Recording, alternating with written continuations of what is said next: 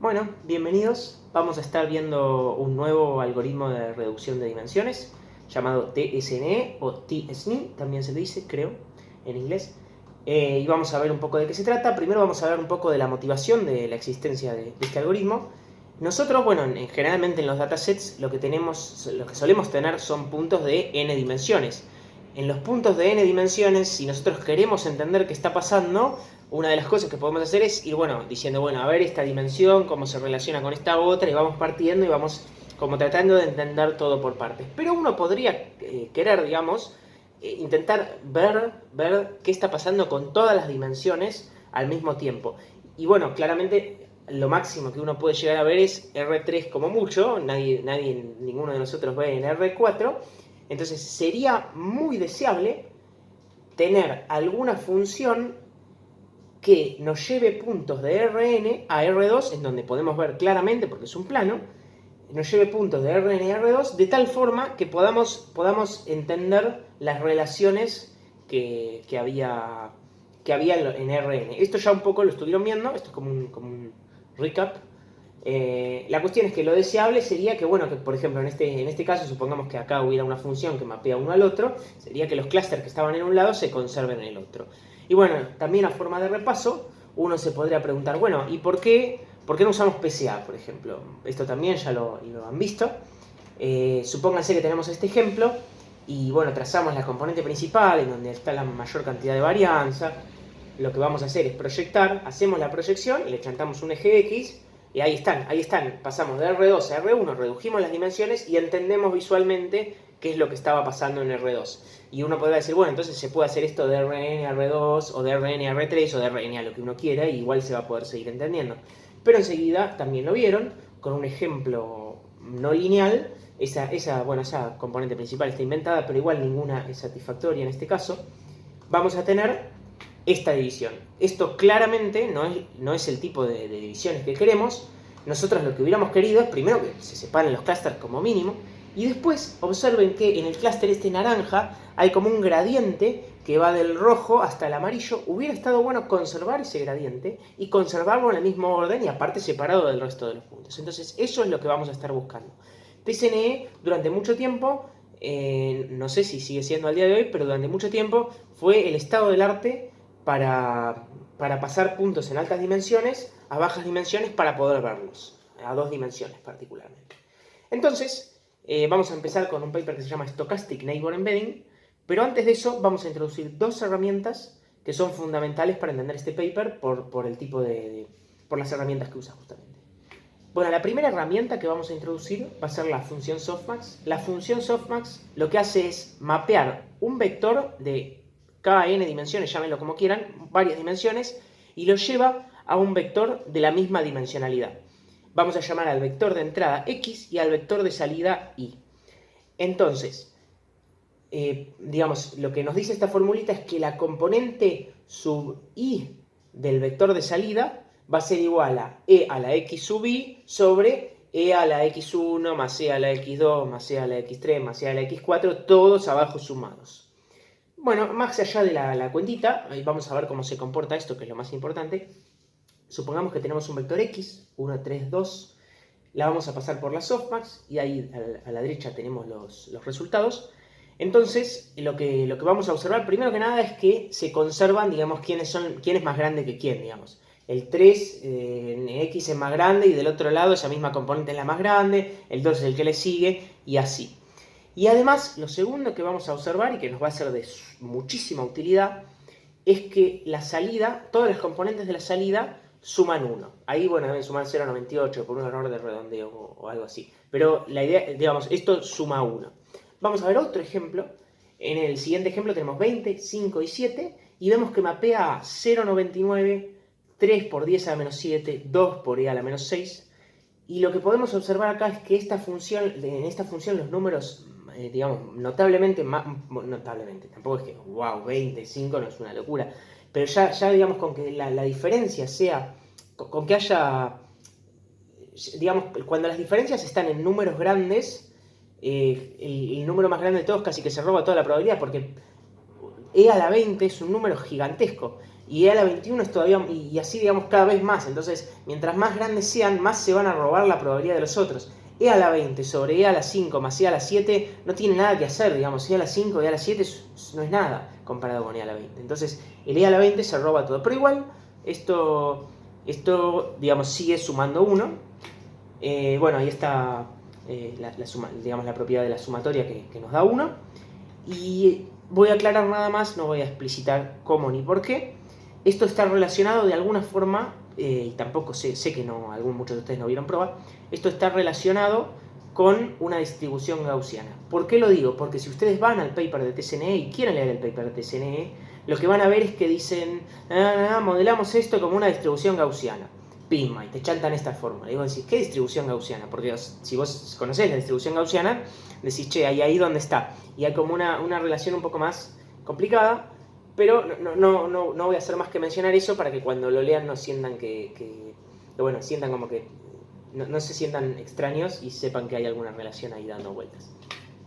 Bueno, la otra herramienta que vamos a usar es la divergencia de Kullback-Leibler. La divergencia de Kullback-Leibler lo que hace es tomar dos, lo que podríamos llamarlo funciones, en realidad son distribuciones, toma dos distribuciones de probabilidad que tengan el mismo soporte, lo que sería análogo a un dominio para una función normal, que tengan el mismo soporte, por ejemplo, dos distribuciones de una moneda. La P puede ser una moneda equilibrada, en donde cara tiene probabilidad 0,5 y seca tiene probabilidad 0,5, y Q puede ser una probabilidad de una moneda que no está equilibrada, en donde cara puede tener probabilidad 0,7 y Q y seca puede tener probabilidad 0,3. Esa podría ser Q.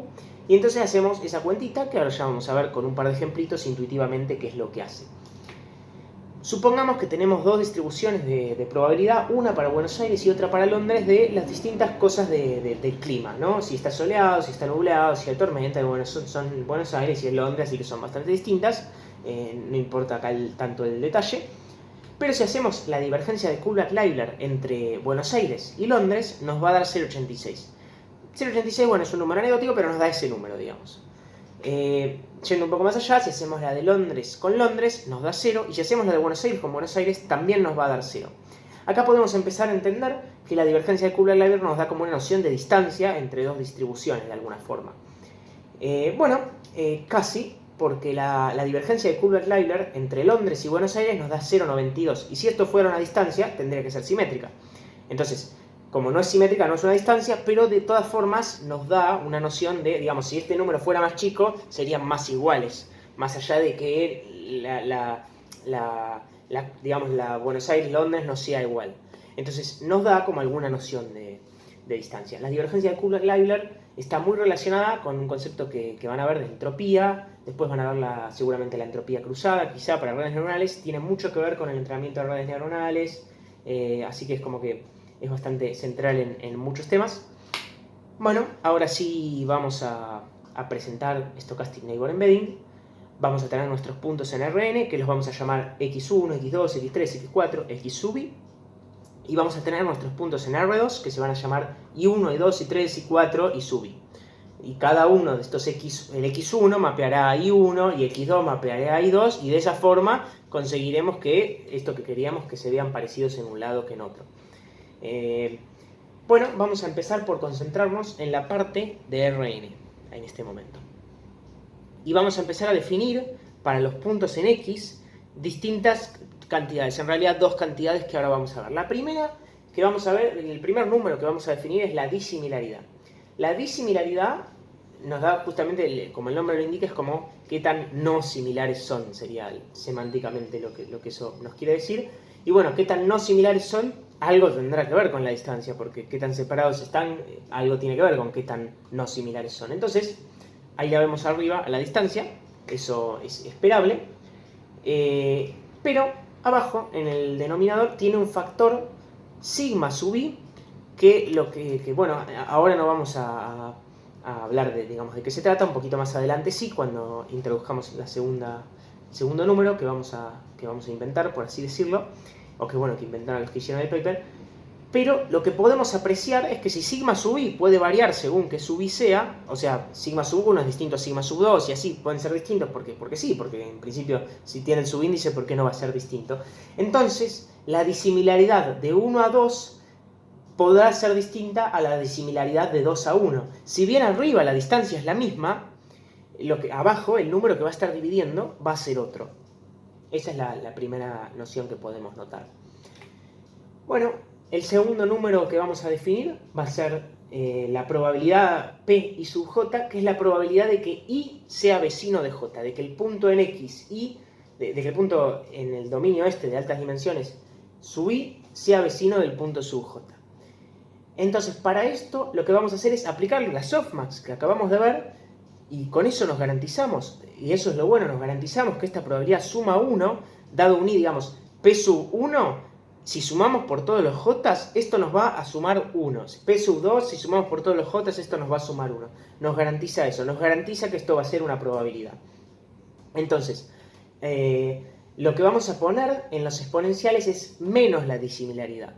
Porque nosotros vimos que los números más grandes son los que se llevan la probabilidad más alta. Y si nosotros queremos la probabilidad de que i sea vecino de j, necesitamos menos la disimilaridad porque queremos que los números grandes sumen menos probabilidad. Entonces los queremos hacer chiquitos. Entonces los llevamos para el otro lado. Si alguien tenía disimilaridad 30, lo llevamos al menos 30. Y si tenía disimilaridad 1, lo llevamos al menos 1. Entonces ahora el menos 1 está más cerca y va a tener más probabilidad.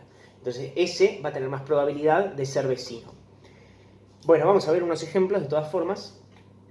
Supongamos que tenemos los siguientes puntos en Rn. B1, B2, B3, B4, B5. Nos vamos a concentrar exclusivamente en B1 y vamos a suponer que las disimilaridades son estas, digamos, que se corresponden un poquito con el gráfico. Entonces, si calculamos las probabilidades, nos vamos a dar cuenta que, bueno, ya conocíamos la softmax, que hace esto de, como 1, 3 es el que está más cerca, le va a asignar la probabilidad más alta, le dice 0,77. Al segundo más cerca le asigna 0,17 y a los otros dos que están empatados le asigna la misma probabilidad porque la cuenta es la misma.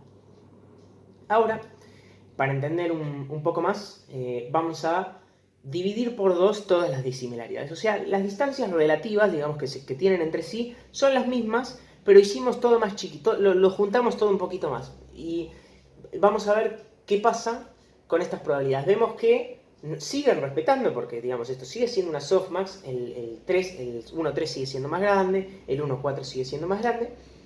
Si hacemos una comparación entre qué pasaba con las disimilaridades de la izquierda contra las disimilaridades de la derecha, que están divididas por 2, vamos a ver que donde dividimos las disimilaridades por 2, la probabilidad lo que hizo fue distribuirse de forma como más justa, digamos, más justa. Bueno, ¿qué es esto? Una justicia social sobre los puntos, ¿no? Una cosa rara. Pero digamos, de alguna forma fue más equitativo, como que le permitimos a los puntos que estaban lejos ser más probables de ser vecinos. Como que somos menos detallistas, no nos interesa, resolvemos menos por alrededor de ese punto y nos concentramos más en lo que hay a los alrededores, en términos de probabilidad. Ahora igual vamos a ver un ejemplito, estoy bastante seguro que todo eso que dije sonó bastante mal. Pero bueno, y esto está directamente, nosotros vamos a poder relacionar esto directamente con ese sigma sub i que teníamos ahí abajo.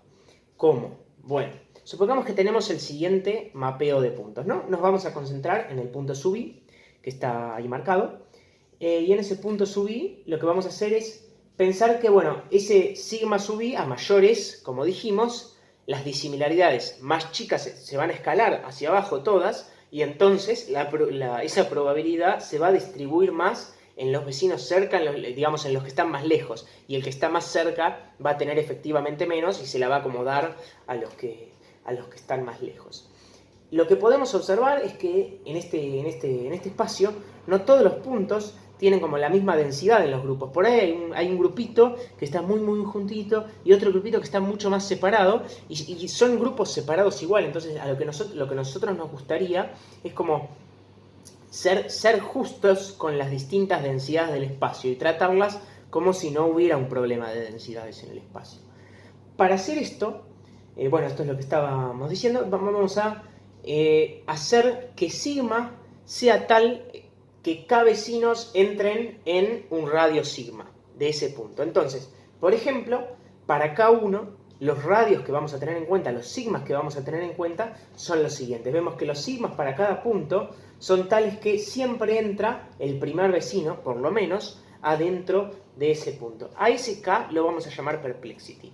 Y bueno, sí, no sé cómo se traduce eso. Acá voy a hacer una aclaración al respecto. El paper no habla digamos, de que vaya a entrar un vecino en sigma sub i, habla de vecinos efectivos y tiene, digamos, está relacionado un poco con esto de las gaussianas y con un poco de probabilidad, pero a fines prácticos la noción es esa, digamos, vamos a tener el sigma sub i tal que entren K vecinos ahí adentro, en ese radio. Bueno, y ahora ya estamos ahí nomás, definimos todo lo que queríamos para los puntos en X y ahora lo que vamos a querer es empezar a construir los puntos en Y. O sea, ya tenemos todas las medidas posibles que podíamos querer tener en X. Entonces, construyendo los puntos en Y, vamos a hacer algo que va a sonar muy extraño, quizá, o quizá no, depende a qué herramientas, a qué contextos de Machine Learning se hayan encontrado. Pero lo que vamos a hacer es iniciar todos los puntos en I sub 1, I sub 2, I sub 3, I sub 5, todos los puntos los vamos a arrancar al azar, no nos va a importar nada. Todos al azar los arrancamos. Entonces vamos a definir para el espacio, para los puntos en I, otra, así como teníamos P, vamos a definir otra probabilidad que se va a llamar Q, que va a ser la probabilidad de que el I sub I esté cerca sea vecino del I sub J, pero en el espacio de llegada, ¿no? Y acá no vamos a tener, o sea, tenemos directamente la distancia, tenemos menos la distancia, o menos la distancia, sin el sigma, porque eso ya lo tuvimos en cuenta en el espacio de entrada. Entonces, bueno, claramente como arrancamos todos los I sub I al azar, estos números son cualquier cosa, no tienen ningún sentido tienen estos números. Entonces, lo que vamos a tener como herramientas van a ser estas dos medidas, los P sub IJ y los Q sub IJ. Que, de vuelta, el P sub IJ se va a ver maravilloso, porque, o sea, no, maravilloso no, se va a ver como la realidad que teníamos, y el Q sub IJ va a ser cualquier cosa. Entonces, lo que nosotros querríamos, de alguna forma, es que el Q sub IJ se parezca al P sub IJ lo más posible, que el Q sub 1, 2 sea lo mismo, si podemos, que P sub 1, 2, y así para todos los subíndices posibles. Eso es lo que nos gustaría. Pero, bueno, lo primero que nos gustaría hacer entonces es poder medir una distancia. Bueno, ¿qué tan lejos está P sub IJ de ser parecido a Q sub IJ? Y para esto podemos usar la divergencia de Kullback-Leibler. Si nosotros hacemos la divergencia de Kullback-Leibler entre P sub 1J, Q sub 1J, después entre P sub 2J, Q sub 2J, y así vamos sumando todas las divergencias, lo que vamos a tener básicamente va a ser un error de qué tan lejos está nuestros puntos de salida de parecerse, en términos del modelo que acabamos de armar, a los puntos de entrada. Bueno, y una vez que tenemos esto, ya está casi todo cocinado, se podría decir. Lo que vamos a hacer es, sería el pseudocódigo, digamos, vamos a calcular los Qs que tenemos actualmente con los puntos que generamos al azar, y mientras no estemos satisfechos, que eso podrá ser típicamente, será, imagínenlo como, bueno, hacerlo por 10 segundos, lo que uno quiera, digamos, puede ser, le das un tiempo determinado en alguna medida, una cantidad de iteraciones, o lo que vos quieras, pero mientras no estés satisfecho, lo que vas a hacer es calcular la divergencia de Kullback-Leibler entre P y Q, y con el error vas a cambiar los I. O sea, vos tenías todos tus puntos I, los vas a mejorar sabiendo el error. Y después vas a volver a calcular Q y repetir. Entonces, lo que va a ir pasando es que estos I que arrancamos al azar van a ir de a poquito mejorando con cada iteración del while. ¿Cómo se hace esa mejora? Esa mejora se hace con algo que se llama descenso por el gradiente. Seguramente lo van a volver a ver en redes neuronales, no sé ni incluso si ya lo mencionaron quizá. Pero bueno, es un tema también bastante central en optimización. Tiene que ver con el gradiente, con cosas que vieron en análisis 2. No me voy a detener mucho en eso. Pero vamos a ver cómo se ve. Bueno, acá tenemos los puntos en RN. Como los teníamos, como dijimos, bueno, tenemos esta estructura local en los colores del rojo. Tenemos estos 4 clusters. Y vamos a ver, bueno, arrancamos R2 al azar. Vamos a ir a ver cómo se mueve esto. Entonces vamos a ir como iterando en ese while, bueno, y eventualmente vamos a llegar a una solución que consideremos que está bien, digamos. En algún momento vamos a decir, bueno, listo, ahí tiene el visto bueno, tiene sentido lo que estoy viendo. Bueno, claramente esto no se ve lo suficientemente random y se ve bastante más complejo. Después vamos a ver en vivo un par de simulaciones para ver cómo se mueve esto, pero esta es la idea, la noción más o menos básica. Bueno, y entonces hasta ahora hablamos de SNE. ¿Qué es TSNE? O sea, es otro paper TSNE, no tiene nada que ver, iba a decir, pero o sea, es como, en principio podría ser cualquier otra cosa. Bueno, TSNE, nosotros teníamos para Q sub IJ, le metemos una softmax y dijimos que tenía algo que ver con la distribución gaussiana. TSNE decide que ahí la distribución gaussiana no va y que esa probabilidad vamos a calcular de otra manera, que es con una T-student. Digamos, TSNE viene a ser como un parche, un bug fix a SNE, por decirlo de alguna manera. Le corrigen un par de problemas que tenía haciendo esto y haciendo otra cosa más, que es que hacen vieron que las disimilaridades eran asimétricas, hacen como una pequeña operatoria matemática pava para que las disimilaridades sean simétricas. Bueno, eso es todo lo que hay que decir de TSNE. Bueno, la T viene de T-student, sí, por eso es T-distribute stochastic neighbor embedding. Ahora vamos a ver un par de detalles más de TSNE. Lo primero que hay que tener en cuenta de TSNE, digamos, que es como el corolario de lo que acabamos de ver, es que TSNE es estocástico. ¿Esto qué quiere decir de forma sencilla?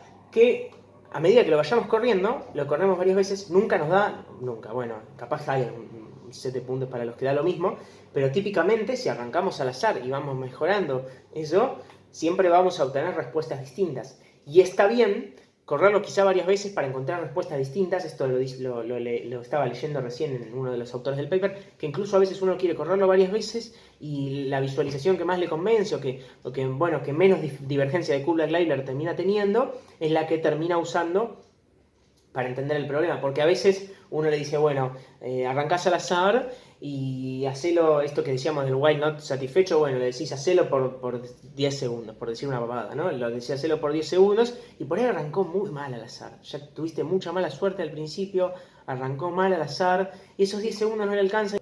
En cambio,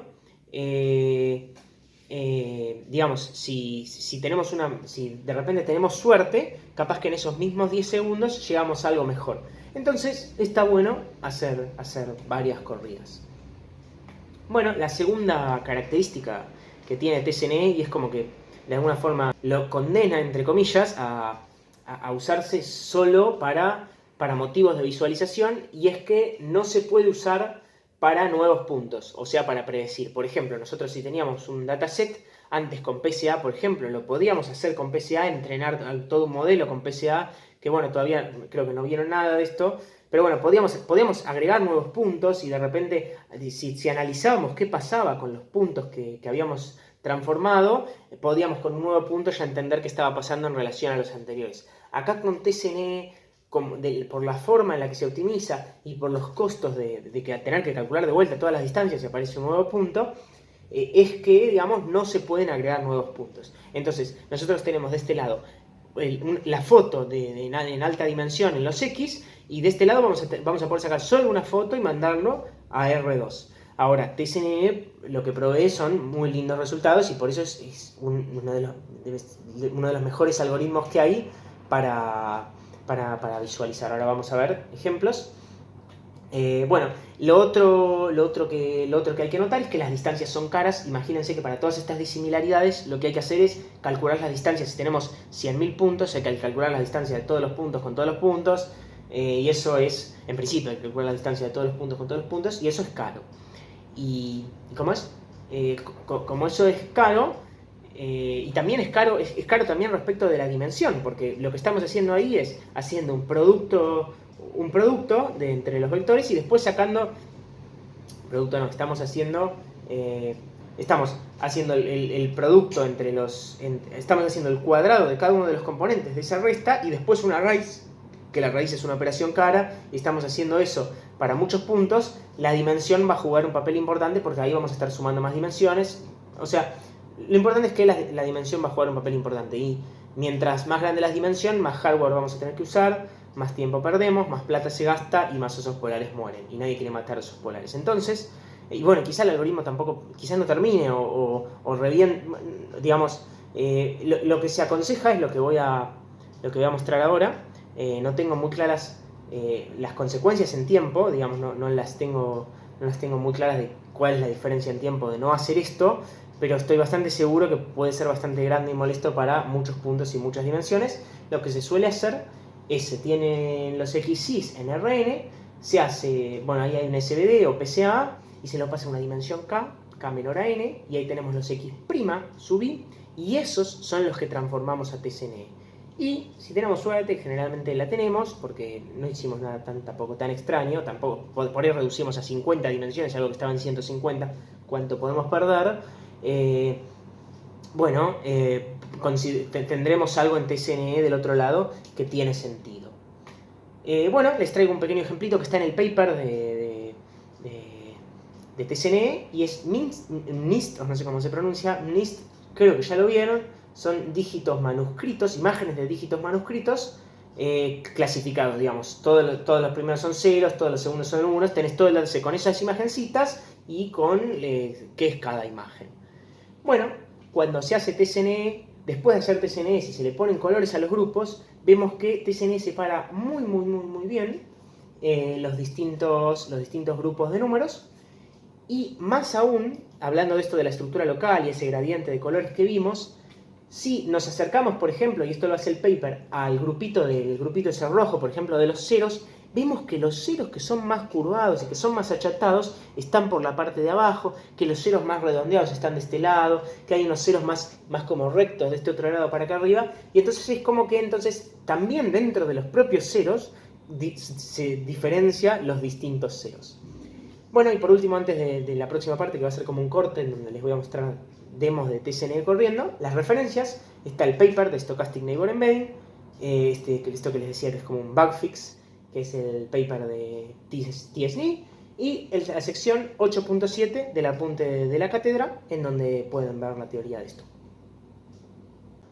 Bueno, como les prometí, esto no tendría que estar corriendo, vamos a ver un par de ejemplitos de TSNE corriendo para que veamos cómo funciona esto de mejorar paso por paso en casos reales.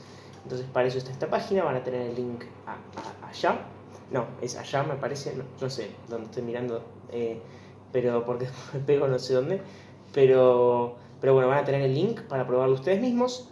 Entonces, vamos a arrancar de vuelta. Tenemos digamos, esta imagencita que está acá chiquita sería lo que originalmente está en las dimensiones altas, y lo que vamos a ver es lo que nos va mostrando TSNE en las dimensiones chicas a medida avanza. Entonces vamos a correr con Perplexity 10 y vemos que va como moviéndose a lo que esperamos que fuera.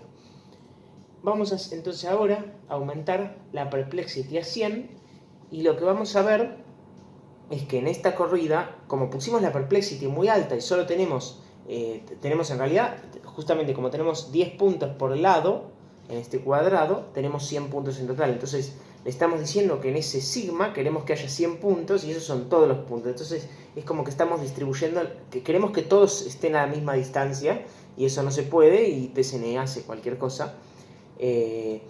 Porque seteamos la Perplexity demasiado grande y repartimos demasiado esa probabilidad.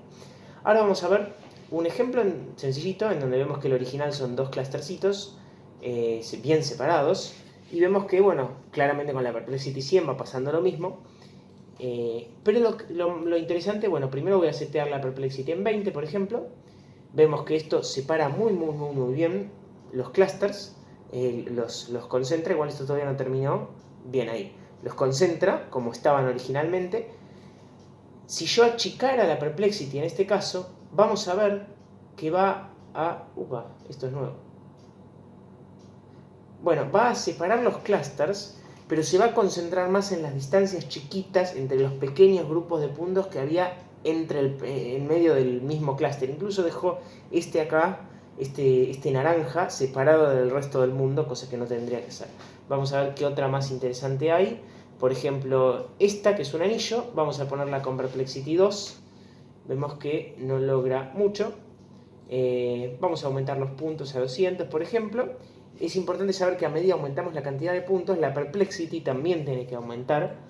Y vamos a setear la perplexity en 19, 20, porque yo lo digo. A ver qué sale.